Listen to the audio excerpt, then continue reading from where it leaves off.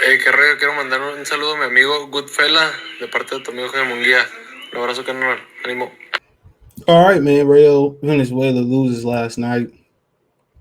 Kind of a heartbreaker, man. Top prospect, and it looked just too easy. All right, it looked way too easy last night. Jose Rayo Venezuela, he trains with the Benavidez under Jose Benavidez Senior. David Benavidez, Diego Pacheco, 23 years old now. Had he won this fight versus the Dominican Edwin D. Los Santos, which was a late replacement, had he won that fight, they was gonna look to put him in there with Isak Cruz. Now, that's if Tank Davis got the Ryan Garcia fight, which I heard is kind of trending that way that he will end up getting that fight. Um, but yeah, Rayo lost, and it's the way he lost. Now the dude that he fought, was a late replacement from the Dominican Republic, and he only had one debatable loss. And I'm gonna just say debatable. I didn't see the loss, but it was a split decision versus William Foster, the third. Okay, um, so it was 74-77, 74-77, and 74-77. So I don't know if it was like truly debatable, but you had two cards for Foster for 3 points and one card for Edwin De Los Santos for 3 points the other way. But like I said about Rayo Venezuela, late replacement, man. It's a saying in boxing, you don't ask, champions to take late replacement fights. But Al Heyman be getting these prospects upset, dude. And that's the beauty of his fight cards. Even when PBC first became official, it was the beauty of it was the undercards. They were action packed, and there were great and debatable decisions going on there. Okay. And I mean, like Marcus Brown versus Hot Rod, one of the first PBC undercards. And that was the beauty of the main events when rematch was mismatches, but the undercards was full of competitive and upsets. So, or debatable fights. And that's really what supplemented big fights in boxing is upsets. Because we don't get a lot of big fights, and we get big fights, they kind of already overcooked. All right. Um, so that's just something that you got to think about for a minute. But last night, old boy went to work like a doctor in 3 rounds, man. And I see somebody tweet or somebody hit me on the Discord or whatever, like, man, Ray will get his ass beat. He about to get stopped and he ain't look good. Now I don't know what he had going on in camp or whatever. Um, he broke his silence on social media. Uh, I'll see if I can post that.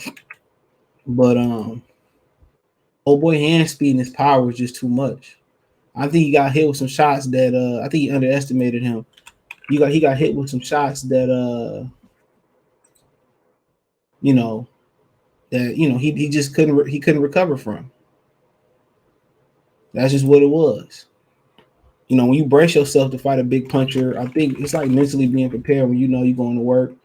Mondays or Wednesdays or Fridays gonna be hell, and you mentally prepare yourself for it to be hell. You know, but the days that you don't mentally prepare yourself for it to be, you like, okay, Friday's easy. You come in thinking like, yeah, it's about to be a breeze, and it don't be a breeze. You know what I'm saying? So a lot of times it's about mentally conditioning yourself. Now, you got to ask if they did their homework on this kid. I don't know. With the hand speed, he just hit him with. I mean, his hand speed probably is what caught him off guard, but um, that he couldn't recover from them shots he took. And this is why you got to preach. This is why you got to preach conditioning. This is why you got to preach learning how to tie up. This is why you go through these. This is why you go through.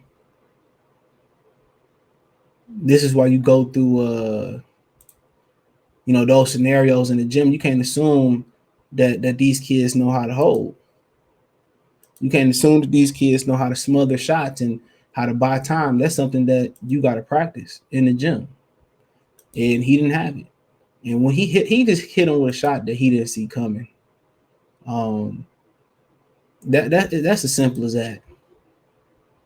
He hit him with a shot that he didn't see coming. And it was the velocity of the shot. He just never recovered. Now, had he came out there and had more respect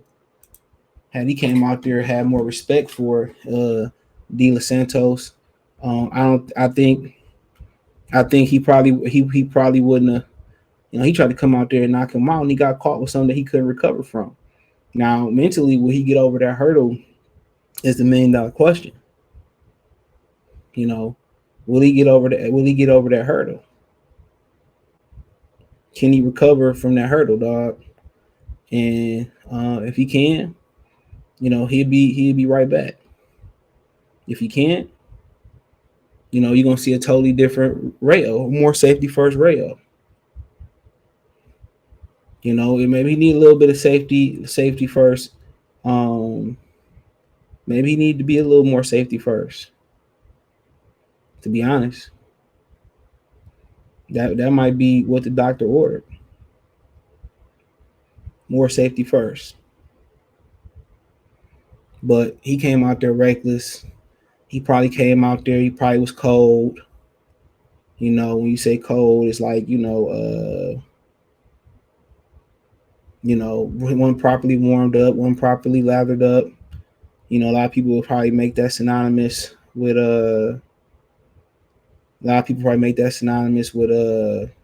with older fighters or fighters that having a hard time cut weight. But you got to warm up.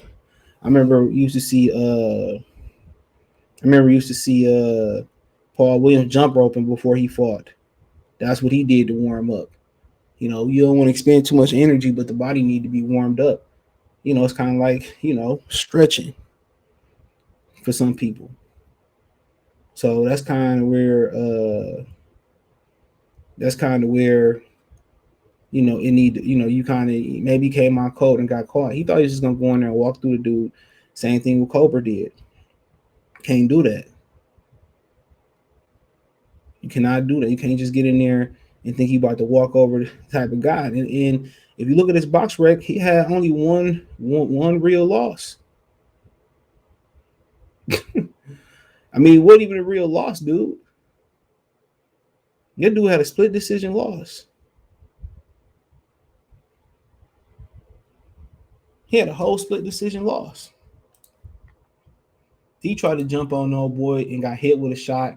He wasn't warmed up. And this dude had 14 KOs. Only one fight didn't go the distance. Look, he fought, undefeated. He fought 2 back-to-back undefeated fighters, dude. And he was just at 129. He was a fucking super featherweight when he fought William Foster. He had a couple fights at lightweight, but the thing might have been the cutting the weight. He done fought 3 straight undefeated fighters, and one was a split decision and knocked out the other 2. I want to see what William Foster looked like now.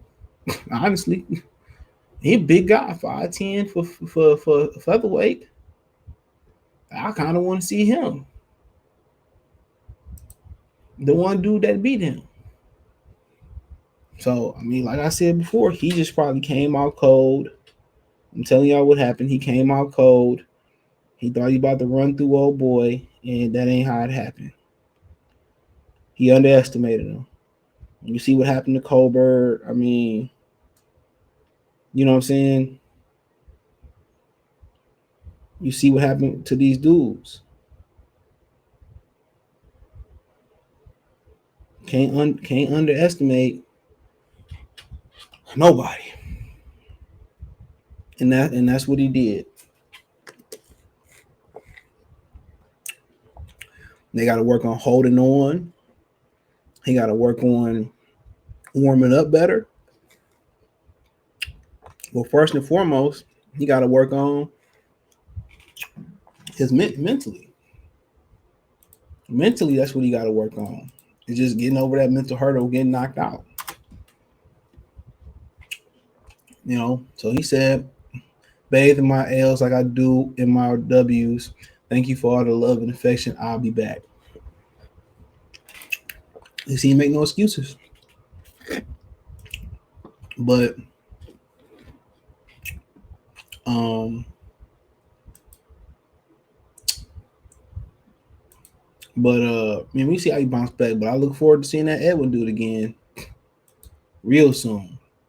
But now I don't know when they gonna learn, dude. You can't overlook these dudes. That's another late replacement Al Heyman they put in there that knocked off one of his top prospects. Now his claim to fame was knocking down and knocking out Teofimo Lopez and sparring.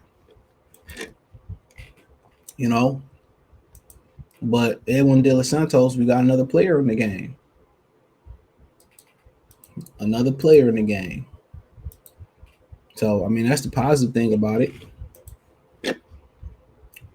Real positive. But I just feel that honestly, I just feel that Al Heyman got to do a better job at these putting what he doing with his prospects. He got to do a better job. He getting these dudes knocked off left and right. You know, so you got to look at his matchmakers and say, what are we doing that's that's wrong? You got to talk to the fighters. You can't be overlooking nobody neither. Can't. You can't. But that's all I got. Thumbs up the video, share the video, subscribe to the channel, subscribe button, hit the bell icon button, hit all notifications, increase chance of notifications.